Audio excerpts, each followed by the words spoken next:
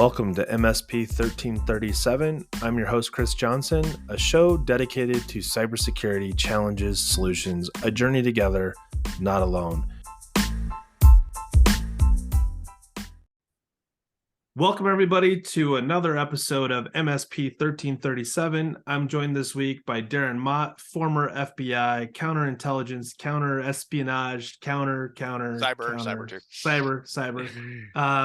Welcome to the show, Darren. Thanks for taking the time out. Chris, thanks for having me. I appreciate it. So real quick, we should plug, you also have a podcast. It's called The Cyber Guy, Cyber, B-U-R, as in bureau. Exactly. Yes, it's a branding play, because when you join the FBI, when you get to your first office, you have your Bu gun, you have your Bu car, your Bu phone. At the time I came in, you had a Bu pager. Nice. So it's all that play off bureau. Was it on a Bu gold chain? No gold chain. Okay. No. It was just a little plastic sucker, and yeah.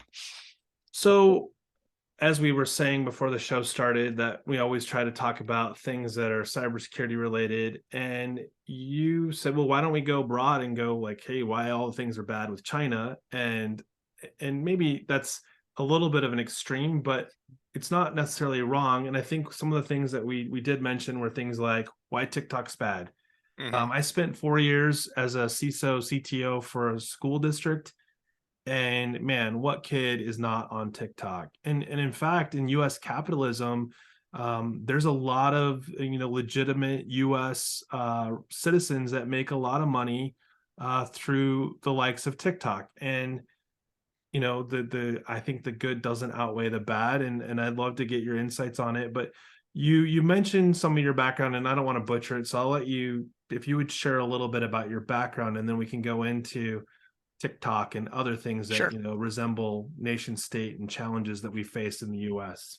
Yeah, I'll give you the real quick overview of my career, because so as to not to dwell on a whole bunch of stuff. But so prior to the bureau, I was a high school teacher. Ironically, you talk about high school, so I was a high school teacher, and I was finding that I was having much more enjoyment in my teaching career sending kids to the principal's office for doing the wrong thing or confiscating their cell phones in class. So I figured maybe a different career path was best for me. So through a lot of different machinations, I ended up applying to the FBI. I got in, and my first squad was I got assigned to a cyber squad. At the time in 1999, 2000, cyber was still kind of new. You were only 12 years post the internet even starting. So were cell phones. Right, exactly. Yeah, they were still flip phone. There were no smartphones that would come 7 years later. But you're 12 years out of the Morris worm and all that kind of stuff. And a lot of the hacking at the time was largely nuisance hacking, right? You had sure. Mafia Boy during the time. I had a tangential piece to the Mafia Boy case. He took down eBay and CNN and a bunch of other, because he had huge bots. The botnets were big. Was that not the influence behind the movie Hackers? I don't know. I just remember there'd be like a 10 or 12-year-old kid that hacked into a bunch of different things and caused. Yeah, that sounds right, because he was 16. And ironically, I'm connected to him now on LinkedIn. I actually reached out to him on LinkedIn and said, hey, because he's now he's a white hat guy. Well, once you're caught, it's really hard to continue being bad. Well, I will say, and this is getting off the topic of, sure. but so Kevin Mitnick was captured in the Charlotte division, which was my first division years before I got there. But that was Charlotte's claim to fame cyberwise at the time, was Kevin Mitnick was arrested. And Kevin Mitnick can't hack anything. Let's be honest. He's a phone freaker guy, and he just lives off his reputation. But that's a side note anyway. So, and so I worked a long-term. I had one of the first long-term undercovers in the cyber world in the FBI, targeting the Ware scene. If you remember the Ware scene, these are all the guys that would distribute games, movies, software, all that kind of stuff, all that pirated content, all the pirated content, which still goes on today. But at the time, they're trying to get a hold of it, and it was a $6 billion a year loss, and blah blah blah, all that kind of stuff. So had some success there. Went to FBI headquarters as a supervisor. Worked with the Russians. Got to go to St. Petersburg and talk to the FSB, and you guys got Russian hackers, and we basically talked a lot for 2 hours, went and drank vodka, got tours of their museums, and that was the extent of our trips to Russia. Sure. So it was a fun trip to Russia, but not a lot was accomplished out there. Yeah, you're like, we're going to see a museum, or we're never going home. Right, exactly. I saw the Hermitage drunk 3 times. It was great. Nice. Yeah. So, and then I went and was a supervisor for a cyber squad in the Cleveland division. and started working a lot more nation state oriented cases during Okay. this time. We had a bunch of cases where Chinese actors, state sponsored Chinese actors, had compromised. And we had one case where they'd compromised a police station web server, a subway point of sale terminal, and a web server for a guy that sold tin signs online. So they hacked all three of those areas, and we were able to do some monitoring of them because we found out that they were there, and then we put these little boxes on that could track some information, and they were hacking US government entities. I'll just leave it at that. Sure. I mean, we were able to watch that for a long time, and that's kind of all the Bureau did during that time, was a lot of monitoring of this activity, but didn't know how to deal with it. So I ultimately went back to headquarters in the counterintelligence division now, and took counterintelligence into the cyber division to try to blend those two things together, which I think a lot of we'll talk about is how those two things really are the penultimate threat, not penultimate, but the big threat the company should think about these days, is that blending of cyber and counterintelligence. And then ultimately came to Birmingham, in Huntsville is where I live now. That was my last station. Retired a couple years ago, and work for a clear defense contractor now, doing running a cyber operations center. So that's kind of my So let history me in a ask you a nutshell. question before we go down some of the potential rabbit holes here. You made me think of something. So at CompTIA, we have the thing called the Cybersecurity Trust Mark, largely based on CIS, but it's got some elements of other frameworks. And we kind of packaged it in such a way because it was starting to sprawl on domains. And we took business continuity, disaster recovery, and incident response, and we put them under one domain.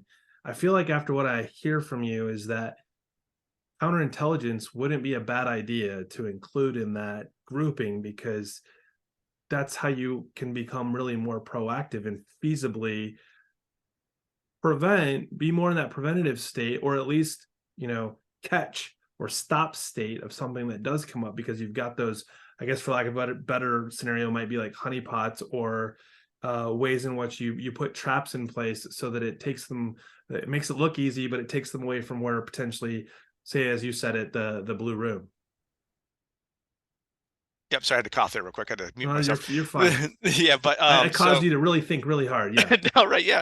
So it's funny because this week on LinkedIn, my focus has been on counterintelligence and cyber. And I've talked about this for a long time. My master's degree was in cybersecurity policy and risk analysis, and I wrote this 20-page paper on the importance of counterintelligence for business. It hasn't gained any traction yet, but I keep trying because I think it should gain traction. Because counterintelligence, you think, well, if I think of counterintelligence, oh, spy, we're thinking James Bond. It's really not that. If you think about cybersecurity, what are cyber bad actors looking to do? They're seeking information either from this. If you look at the CIA triad, they're either looking to make it unavailable, change the integrity, or steal it from you. So that's all, and all that is intelligence gathering by somebody, be it a criminal actor, a nation state actor, or anything. They're gathering your intelligence. So what you want to do is create a method to counter that intelligence gathering. And there's a Right. lot of tools that the government entities do in the counterintelligence world. Like the FBI is the main counterintelligence agency for the FBI, meaning we try to stop the spies who come over here from stealing information. But Sure. businesses can do that too. There's plenty of tradecraft that you can incorporate, like deception, like honey. You talk about honeypots, right? Everybody thinks that's the first thing, honeypots, but there's a lot of ways you can really manipulate that down much easier into, let's say the CEO of your company, your IT manager, and your security guy. They say, okay, we're going to create this folder that's called top secret crown jewels, whatever. I mean, for Right. lack of a better term. Like, yeah, And I but found the folder. right, but no one knows it exists. Sure. No one should know it exists. It's embedded deep in your folder layout on your network. But you set a trigger on it so that if anybody accesses that folder, other than the three of you who know it's there, then you realize now you have an insider problem, because someone's going into a folder they have no access or shouldn't have access to. They have And no need to know it. it can really only fall into one of three categories, right? Curiosity, because Yep. that does happen. Sure. Outside threat actor, or Yep. it's an employee inside your organization that's like, I need to know what's in there. Right. And Unfortunately. if you take those last two, like we talked about before, those are insiders. Right. If the outside guy's in your network, he's now an insider in He's your now network. he's You're now in the exactly. club. Yeah. Yeah, exactly. So, and the nice thing now, honestly, the Bureau actually has a program like called IDLE, which is illicit data loss exploitation program. Basically, there's a lot of different things you can do that are all counterintelligence oriented, that the Bureau will help companies develop this stuff. And with AI now, let's say you make a widget, right? Yeah. And you get intellectual property around that widget. If you go to Chat GPT and say, okay, here's this widget, here's what this widget does, Yeah. create a 20-page document that completely misconstrues what this item does, and write it out And for then, me. So it'll write you a 20-page document about this widget that means maybe absolutely nothing. You right. stick a bunch of those documents in that folder. Let's say it is a nation state, China being the most specific example, gets in there, takes all of that, exfiltrates all that data. So you watch them exfiltrate it, right? Yeah. They're going to spend cycles, translating it, because chances are the hacker is not going to read it. He's just stealing stuff because he was told to go steal stuff. He's not. So some analyst is going to have to translate it, understand it, and then push it up. So it's going to pull a bunch of cycles on their end that waste their time. I'll give you an example. We had a case where there was a contract for a Navy contract, and we knew the Chinese were targeting a couple clear defense contractors for the IP associated with that project. So we had their engineers create this bunch of fictitious documents that built this huge naval vessel that would cost about $3 trillion if you actually built it, and it would Okay. sink. And if you did build it, it would sink. So Wouldn't the that idea, be awesome? the idea being to put that on the network so that they would get stolen, and they would spend all this time and research developing this $3 trillion sinkable item. The problem we got into is the politicians. State Department was like, oh, I don't know if we can do that. That's ITAR. They called this fictitious document ITAR. And ITAR Okay. stands for International Trade something restrictions. You can't, Yeah. there's stuff you can't transmit to other countries, but It has a lot to do with things like firearms and munitions. Yeah. encryption and Yep. stuff like that. Yeah. Yep. So it says it was ITAR related. You couldn't put it on, you'd violate ITAR, but my question, how are you violating ITAR with a thing that doesn't actually exist? But anyway, it's Right. politicians. And then DOJ didn't want to do it because they're like, well, what if they actually build it and people die because of it? $3 trillion. Who's spending $3 trillion on a ship? No one is. I mean, come on, man. But Yeah. anyway, that's Like, just wait, we're gonna raise the debt ceiling for this document. right. Yeah, but I mean, but think about that from a business perspective. It's easy to put those things together and be, like you said, be proactive in getting ahead of this issue with nation state actors wanting to steal your information. It's funny. I recently read a book called "Steal Like an Artist." It's by it's Austin Kleon is the author, and it's interesting because to what we're talking about right now, because he talks about how if you copy someone's work as your own, that's called plagiarism. If you copy lots of people's work, that's called research. And his point was like there's largely not a lot of net new ideas out there. It's really more about the spin that we put on things that makes them unique to us. One of the best examples I can think of is when you hear someone DJ music. They take people's work and then they add their own, persona to it. And I think kind of what you're describing is just that. We're saying like take different things and mash them up and make them something that they're not in this particular case, and then put it back out there as if it's your own work and extremely valuable, but at the same time make it relatively easy and hard to get to at the same time. Right. Like if I Exactly. wanted to find the crown jewels and I'm looking for it, it doesn't matter how deep you bury it in a folder. If it's accessible by my user permissions, I'm going to get it and get it open. Right. No, exactly right. Yep. So But I I think think this. Go ahead. I was gonna say, I think a lot of people, a lot of companies, especially small and medium-sized companies, they're just trying to keep the lights on, right? So Yeah. Yeah. they think and this is the worst thing that I might tell everybody, don't think that you don't have anything anyone would want, or that you'll never become a victim because you don't have anything anyone would want. I can talk to any Right. company, regardless of what they work, and tell them what a cyber bad actor would want. Either access to their network to be able to launch attacks, like the stuff we were talking about before you started recording, with the domain stuff, Yeah. or just your intellectual property, or your customer information, that you have something someone wants. So along those lines, with I feel like we've done a good job of leading up to the one thing that everybody can't get enough of, and I had a really hard time when I was with the school district with protecting students essentially from themselves with things Right. like TikTok.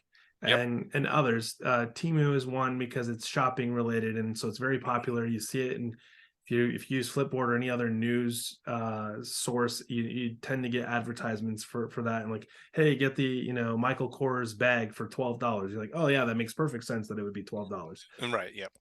But to your point, and we see the value. And so taking TikTok out for a second, platforms like YouTube and Instagram and Facebook all have some form of way that users of those platforms can make money through advertising and other things. And so, of course, TikTok has come onto the scene with a similar structure for someone to make money, but and obviously compelling. And they've done a really good job that we saw in YouTube world, where it's like you watch this video and now 6 more videos show up in your queue that have a going almost deeper into that draw that took you to the first video. And we see that in the TikTok space. So of course there's a huge draw to want to continue consuming TikTok videos.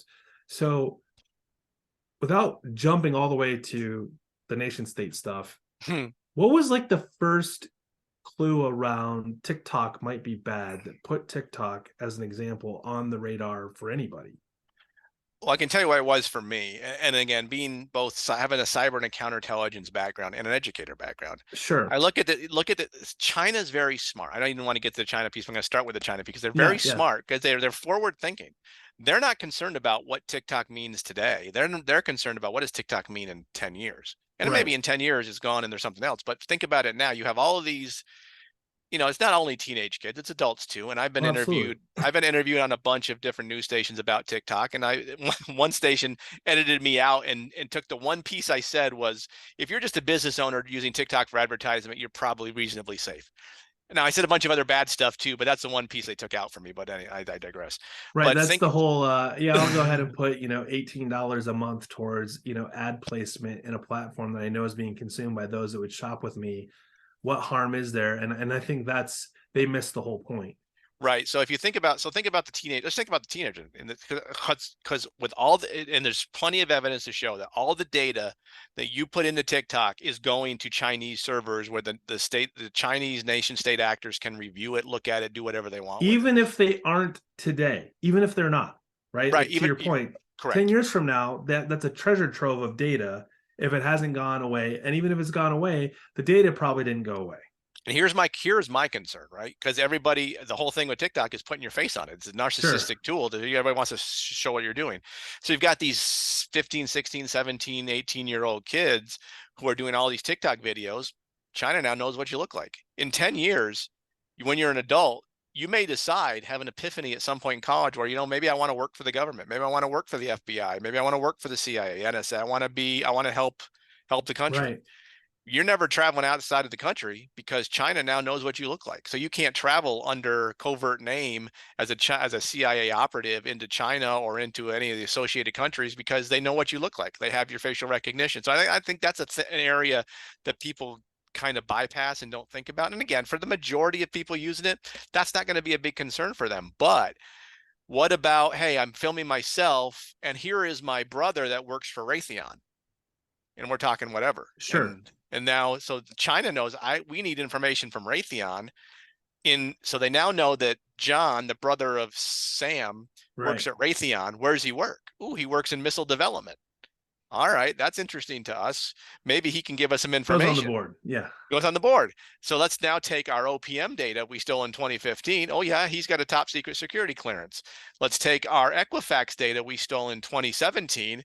Oh, he's got $55,000 worth of debt because we know from the Blue Cross Anthem compromise That in his wife has 2017. stage 3 cancer. Yeah. Exactly right. So now let's go find John and say, hey, we can solve all of your problems. We just need 3 files off of your system. So that's kind of where it all ties together. So flip it around for a second, because obviously, like you said, these are the scenarios that if you're talking to a 15 or 16-year-old, like, A, I don't want to be in the CIA, and B, I don't want to go to China, and C, so on and so forth. Yep. But then you have the scenario that I could see playing out where they decide to run for office. And there is something on TikTok that was hugely damaging. TikTok's now defunct and gone. So of course the data's gone, right? Like no one's going to see this. Sure. And now we're back to a a higher level of influence scenario than what we even saw in past elections, where we know there was some level of, regardless of how deep it went, there was definitely news or fake news manipulation happening across. And we see that even when it's one party going against the other. Like, we'll create an advertisement, we know it's not true, but if you have the right audience and it's emotional truth, and it Yep. happens. But this is a scenario that's like, we're taking that to an extreme with lots of power behind it, even if it wasn't, say, in this case, China. It could be, they're going to sell the data too, right? Like, this isn't just China going, hey, we have the data, we're the guys that can, influence the world now, we know who the operatives are and all those things. Now it's like, hey, we've got this database, we made a list of high profile targets, you have a beef with the United States, China's hands are clean because all we did was sell the information out of the database. Yeah, absolutely. I think that's and I think we will not see when honestly, we may say the result, we may see that next year. I There's mean, if enough you're data out there per what you're, I absolutely. mean, Mhm. we know data, TikTok didn't evolve into TikTok yesterday, right? Like, it's been around for a while. And I think that's one of the biggest challenges we see. And it's not just TikTok. I mean, we see this with things like Meta and some of the Mhm. Facebook stuff and other brands, and it's not even just those that are high profile. Like, any company that allows you to sign up on their website or through Messenger, or however they do it, to have access to something for free, they're getting money in some way, shape, or form for you to participate in whatever program platform they are offering. So where's that data going? Um, or things like Otter AI or some of the others that are like, transcribing your Zoom call and, giving you great insights. It's like, okay, well, what kind of conversations are you having that for certain is being recorded so you can use it later? And for those listening, I did do air quotes.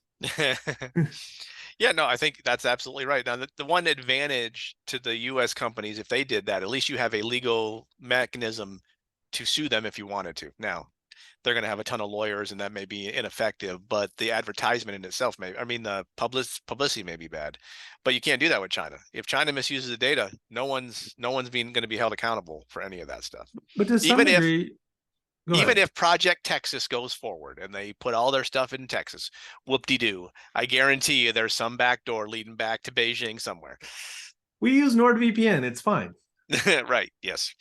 So I think that's interesting though, because I think, like, to your point, yeah. So let's just say US based, you have legal recourse potentially, even though you may be up against the wall of lawyers.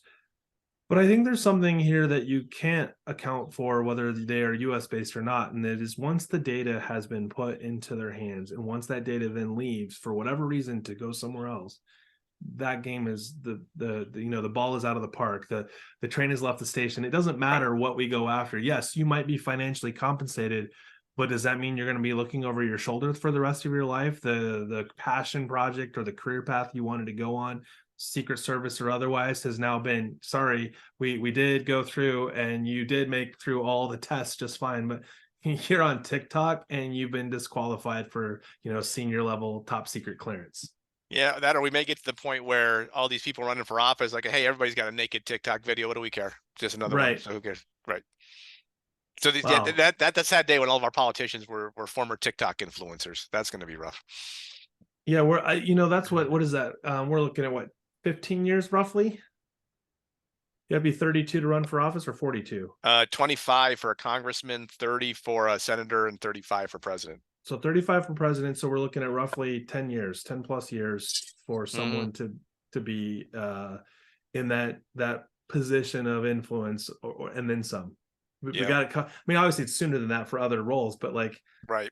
like best case scenario, it's still only, a year to 5 years out on Yeah. this being hugely everything in the news. When we talk, well, we're right around the corner, we're at midterms right now. Yeah. Well, I will say if we're only going to elect 80-year-olds, and maybe it's longer than we think, but hopefully we get off of that Fair train pretty point, soon. fair point. Yeah, Yeah. yeah, it's all about how much money you have, not That's how much another, you know. that's Yeah. a different podcast for another day. Yeah, right. How much hair do we have on the top of our heads is Right. an indicator of whether or not you'll be in office anytime soon. Yeah. Yes. Can you make it? um Can you step over a sandbag? If so, you can run for president. right. We're not going to do any other physical trials, but that one Right. is key. Yes. And also the sandbag that we had you step over was actually for beanbag toss. So raise the bar Yeah, real right. high. Exactly.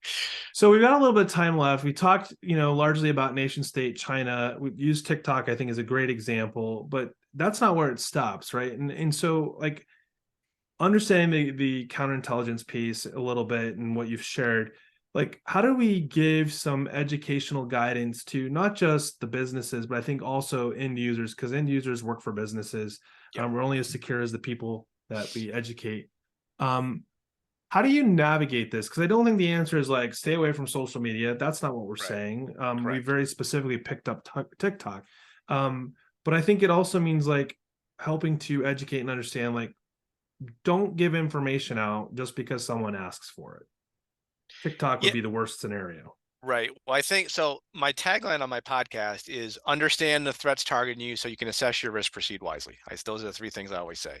And I think the problem is most people don't really know don't understand the threat. So we got to kind of start there and just say, look, here's what cyber bad actors do and why they're threats, and Yep. talk all about it from the script kiddies at the bottom all the way up to the nation state. Now you can kind of, like, depending on who I'm talking to, if I'm talking to a bank, I usually don't tell them to worry about China hacking them. China's not hacking banks for money. No, Korea, they have banks with right, money. right. North Korea does a little bit, but they do mostly ransomware related stuff. So it's kind of that middle criminal organized crime stuff. But if you're talking to a clear defense contractor, you got to give them a different bit of information. And then from an individual perspective, I think helping them understand, I work in this particular business sector, and maybe now I work from home because of COVID. Now I'm working from home. So you have an extra level of risk there because how is your company securing your device at home? Are they allowing Sure. you to use your personal device? Are they giving you a device with a VPN? Then maybe they're using NordVPN, so China's getting Sure. anyway. Who knows? Whatever. But Again, but I just want to, some side note here. I'm not picking on Nord. It was just no. an example for a product called a VPN that you could buy. Yeah, I'm not judging Nord. no, Thank you, yes. Nord, for not sponsoring this video. Right. Yeah, I think, and is ExpressVPN? They're the group that owns. They don't like private internet access and all that stuff, right? Because I use private internet access myself. That's my I VPN mean, in yeah, place. again, like look, I'm not the point is that you can use a VPN, whether it's made by a good company or not, Right. to do nefarious things to get Sure. around certain things, right? Like I want to watch Netflix when I'm at college, but now with their new rules, now if I use a VPN, they would have no way of knowing that I'm not actually connecting to them from my parents' house, whatever. Right. Yeah. Sure. Um, so I have a I don't want to call it a caveat to your three, but I feel like if we assuming we can solve the understanding of the threat actors and the intent that they have largely in different scenarios and why information is important even though we don't think it is, it to me it's the second one, the risk. And I think we don't do this, doesn't happen a lot, we don't do a good job of understanding our own risk, because we can talk about security all day long, right? Like I know that using say NordVPN, because we've been using that as an example, Yeah. it does secure traffic from point A to at least a point B and potentially beyond. Hmm. But that doesn't mean that data is suddenly protected and secure through its life cycle from point A through wherever it ends up, because at some point it has to get decrypted. And I think that because we often associate like, well, I'm using a VPN, so everything's secure. So I don't even think about what I'm sending. So I've done the security part and I think I'm secure. So I'm not worrying about or even trying to understand what my risks are. In saying that, you made me think about something because since I retired, I'm trying to blend education and cybersecurity as my two passions, right? And I think what no one's developed, and maybe it's something I'll work on developing, is your own personal cyber risk evaluation. Like, obviously, businesses have compliance frameworks and they can use that to determine their risk and all that kind of stuff. But from an individual perspective, how does an individual determine their cyber risks? They have no metric or mechanism to do that.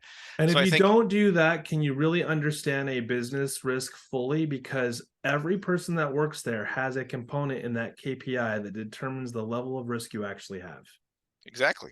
Right. So when you leave your business, you don't think about your cyber risk anymore because you're just going home to your home network, and no one's going to hack me at home because I don't have anything anyone would want and all that I kind of only stuff. work at So, Raytheon between 8 and 5, so I'm only right. worried Yep. between 8 and Yep. 5. Yeah. Yep, yep. I don't have to worry about the social. I'm not on TikTok. My daughter is, and she takes pictures of me and talks about me, but I'm not on it. So what's the big deal and all that kind of stuff. So yeah, I think having some kind of risk evaluation is kind of where we need to go from a personal perspective. Now, whether people do it or not, I mean, you get to a point where I talk about TikTok till I'm blue in the face. I got former FBI agents who were telling me, well, what's the big deal? I still use. I just like watching the videos. Yeah, because he's I'm like, retired.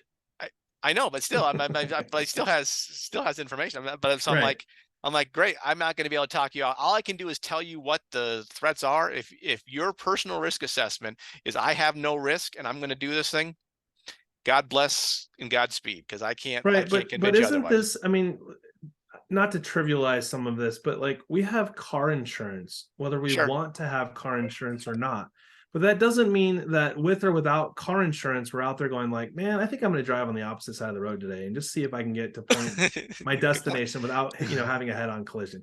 We don't operate that way, but yet there is no real current education in place that helps a user understand like no different than you have car insurance that you hope you never have to use. We're giving you guidance to say, here's a reason not to use this app. There are plenty of apps out there, and many of them are just as good, if not better, than the one that you've chosen because you didn't know about the other ones or because all your friends are on it. I mean, I say this to my kids all the time and they hate me for it. Hate's a strong word, but Dad, all my friends are on Snapchat. Why won't you let me be on Snapchat? I'm like, because Snapchat is a very misleading app with regards to what happens to your data when you're using it. But yeah, but Dad, we use that to communicate with our friends. I'm like, guess what? Friends will figure out a way to communicate with you if you're not on Snapchat. Right. And of course, like now my oldest just graduated. He's never had Snapchat all through junior high and high school. And you know what? Surprisingly, he still has friends. Yeah. Now, when he goes to college, he's going to be able to put Snapchat on his phone if he wants to. He could try, but at that point, it's going to be, hey, so now you can take over paying for your own cell phone. There you go. Yes, very good. Yep. No, that's absolutely right. Exactly. And I think, and again, I don't know, I think it's an out of sight, out of mind thing. As All long of as it no is one's in that, my, yeah. as long as I'm not in my, no one's in my network, what do I have to care about? I got a Ring doorbell. I mean, how many people know how many devices are on their network? You and I probably Um, know how many are on our networks, but we may be in the very small minority. but I will tell you, throw a new software package on there that helps you identify what's on your network, and you will identify devices you didn't know you have. Because if you have kids in your life, devices show up that you're like, oh, where'd you get that? Oh, so and so gave it to me. They don't want it anymore. I'm like, Uh, how long? That's a 9-year-old Samsung tablet. I don't have any idea where this thing's been. And you're trying to put it on the network? No. yeah. So, Yeah. yeah, Yeah. Fortunately, my kids are out of the house. So it's just me and my wife is very tech adverse. So she adds nothing to my network, which is good. that is nice. And again, I'm not necessarily afraid of those things. And it's like let's just use Ring as an example. We know that there's potential for Ring devices to be compromised. We know there's devices like the Echoes and the others that can be Yep. compromised. Hmm.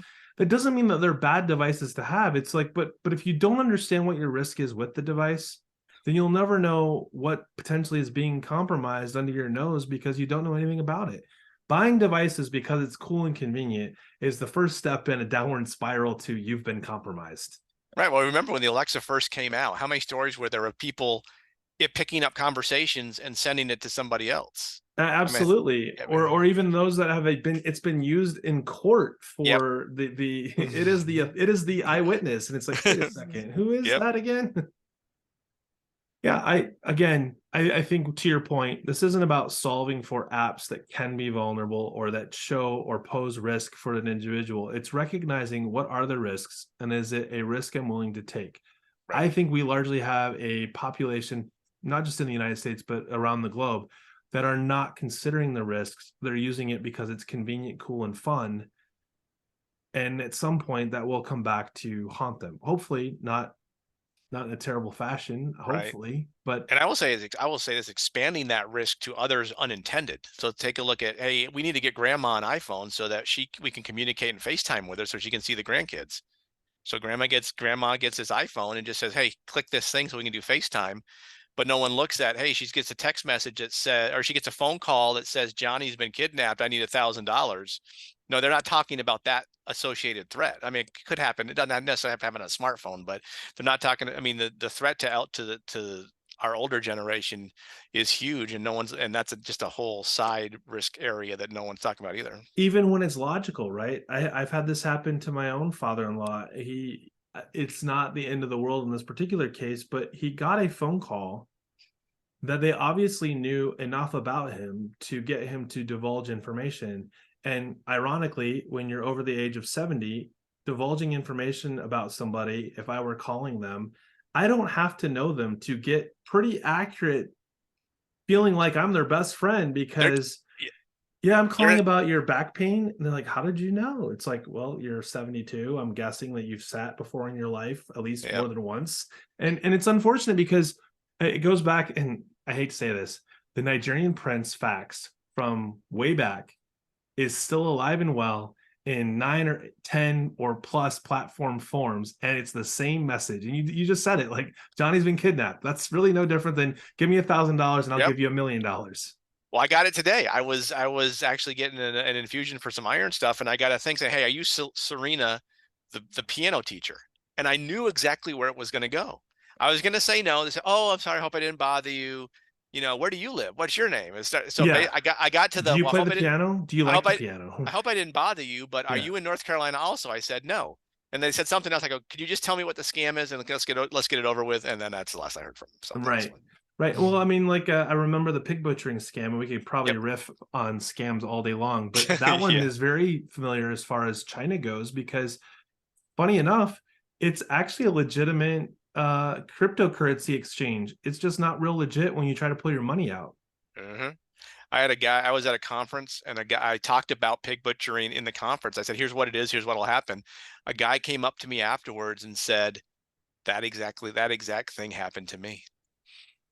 And I he had lost one, it. since you are former FBI. I did have one working with the FBI, and it was it used to be a client of mine, and it was an employee of theirs that this happened to. I believe they were up to over $500,000 in profit Oh, on their exchange. Um, and the win was figured it out, right? So, but still playing along. Like, at this point, they know they're probably not gonna get anything out, so they just kept, continuing to let the cryptocurrency grow. Got the FBI involved, and they were able to make it so that they couldn't ever take the money out. So the wallets are now cold, but they didn't win, right? Like, I mean, yeah. the reality is the threat actors didn't win, so they're going to go try again. But now that many more people have become wary to this is a real thing. And if and I think it's really cool to see this, that I would have even said this before, going back 4 or 5 years. Yeah, reported the FBI, maybe something will happen. And now you see stuff getting reported, and it's like, hey, we seized this server that has Yeah. your data on it. So, the resources, the skills, I mean, we were largely all, I think, behind the eight ball when this first started to grow and Hmm. evolve. And I think the world is changing. We're definitely starting to see real fighting back.